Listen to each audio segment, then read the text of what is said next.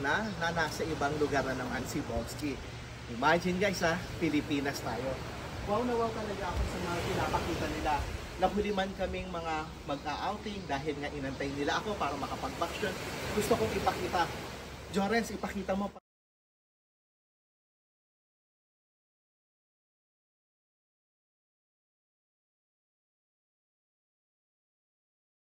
Ang saya-saya, andito kami ng aking pamilya sa loob ng Boracay de la Illa. Kaya ano pang inaantay ninyo? Samahan ninyo kami hanggang matapos ang aming pag-i-stay dito kasama ng aking pamilya. Andito na kami mismo sa Boracay de la Illa. So nagpapa-check-in muna yung aking pamangkin at inaantay lang. So dito muna kami sa main lobby na kung saan ito kagad yung ating pwedeng makita. So nakaka-attract lang, medyo maingay lang sa labas kung bakit hindi kaagad ako makapag-intro kanina. So gusto ko lang makita lang sa inyo yung pwedeng makita once na nandito na kayo sa loob ng Boracay de la Illa. Wow! Ang saya, nakakatuwa dahil nagsama-sama muli kami dito sa Pilipinas. Pasok na kami, may nag-a-assist sa amin para pumunta mismo dun sa aming check-in room.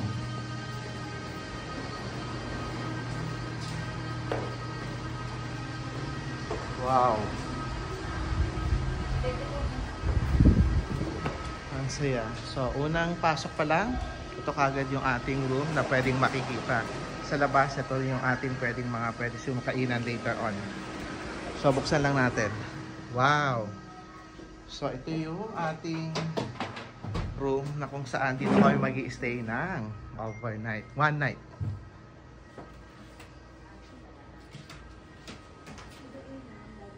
Yeah, dahil punong-puno ako talaga ng kasiyahan.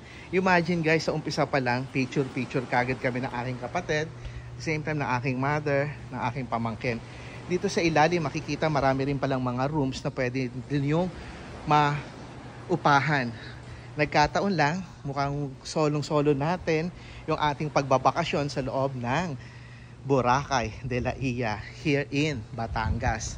Wow, nawawa ko dahil natutuwa ako, ang saya. Muli akong nagbabalik at ipinapakita ko ang kagandahan ng Pilipinas. Once na nandito ka, ito yung parang mini pool nila na para talagang meron silang parang mga pwedeng uminom pero moderate lang. Syempre habang nagsiswimming, nag-e-enjoy ka na, para lang ipinapakita lang nila yung kanilang mga kagandahan once na nandito ka sa isang resort.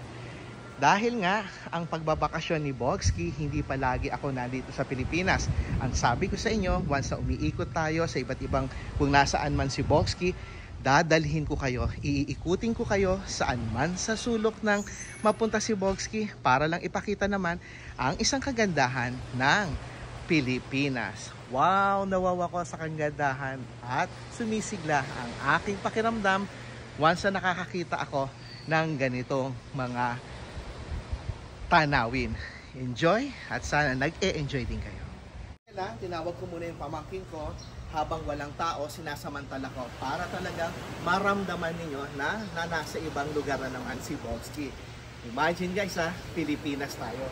Wow na wow talaga ako sa mga pinapakita nila. Nahuli man kaming mga mag-outing dahil nga inantay nila ako para makapag-vacation. Gusto kong ipakita. Jorens, ipakita mo pag nandito ka pala. Wow, ang ganda. Diyan tayo naka-check-in guys. Ito yung tinatawag na Boracay de la Illa here in Batangas, Philippines. Ang saya, di ba, kapag nakakakita at nakakapasyal kasama ang pamilya. Wow na naman ako sa isang maghapon kay saya. Sarap ng pakiramdam sa mga umaagos ng mga dumadampi sa aking katawan. Kung iisipin nyo, maaraw at nakaganito ako. Guys, takot agad mangitim si Bogski. Pero ngunit tag-ulan nga sa Pilipinas, naka-ready ako. Kaya napansin ako, imagine, no? Straight na lang ka rito. Nakakatuwa. Wow! Nakakatuwa ang lahat na na-experience ko at sa lahat na nakikita ko. Ang saya lang ipakita sa inyo, ang Pilipinas punong-puno ng mga resort. Kaya nga minsan ang Pilipinas dinadayo at kilala sa mga tourist spot na mga tulad ng mga beaches na ito. Dahil ang Batangas, hindi nawawala ang mga beaches, ang mga resort, kaya kung bakit dinadayo ng mga turista. Pero si Bogsky, kahit taga dito ako, hindi ngayon nga lang ako nakapunta rito kasama pa ng aking pamilya. Kung iisipin guys, yan yung mga dagat na pwede nating ma-experience kung marunong kayong lumangoy. Pero ingat lang dahil mukhang nakakatakot din. Ang saya lang, pag makikita ko, ako pag kasama ko ang pamilya ko, nakaka-enjoy lang. Kaya minsan ang paglalakad ko, ang pag-uusap ko sa inyo, para sa inyo ito. Yorong simbado niyo ako.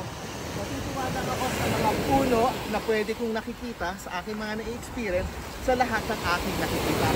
Sana nag-enjoy kayo sa munting video ko at sa lahat ng ipinapakita ko, maiksi man, para lang ma-experience nyo at maipakita ko ang kagandahan ng Pilipinas tulad ng Boracay de la Ia.